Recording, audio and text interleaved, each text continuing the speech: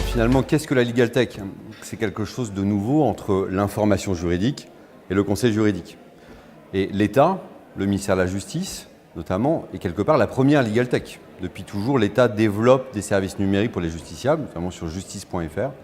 Et en fait, l'État pourrait mieux collaborer avec les écosystèmes, puisque depuis que l'État a ouvert les données publiques, depuis 2014, un écosystème est né en France, plus de 200 startups du droit. Et en fait, l'État continue de financer la première ligne de code. Ce qui est un petit peu dommage, parce qu'on a d'un côté un État qui ne connaît pas forcément, qui n'est pas toujours à l'état de l'art, qui va payer très très cher ses développements, pas sur des méthodes agiles, etc.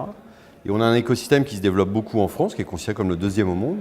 Et il faudrait que l'État puisse mieux ouvrir son système d'information, rester dans les couches basses du système d'information justice, pour mieux être interopérable avec les legal tech, mais aussi les réseaux, les SI des avocats, des notaires, des huissiers, des professions du droit.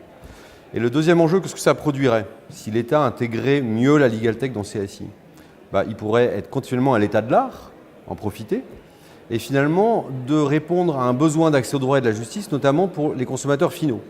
Les legal tech sont énormément sur les B2B, ça a participé au renforcement de l'accès au droit des entrepreneurs, sans doute, mais le citoyen, nous parlions pendant la conférence aujourd'hui du réfugié, de l'assistante sociale qui est face à un justiciable, du permanencier d'accès au droit. La Legal Tech n'a pas tellement pénétré ce marché-là. Et sans doute l'État pourrait, en intégrant mieux l'état de l'art et cette Legal Tech, mieux répondre à ce besoin d'accès au droit et de la justice qui est de plus en plus prégnant.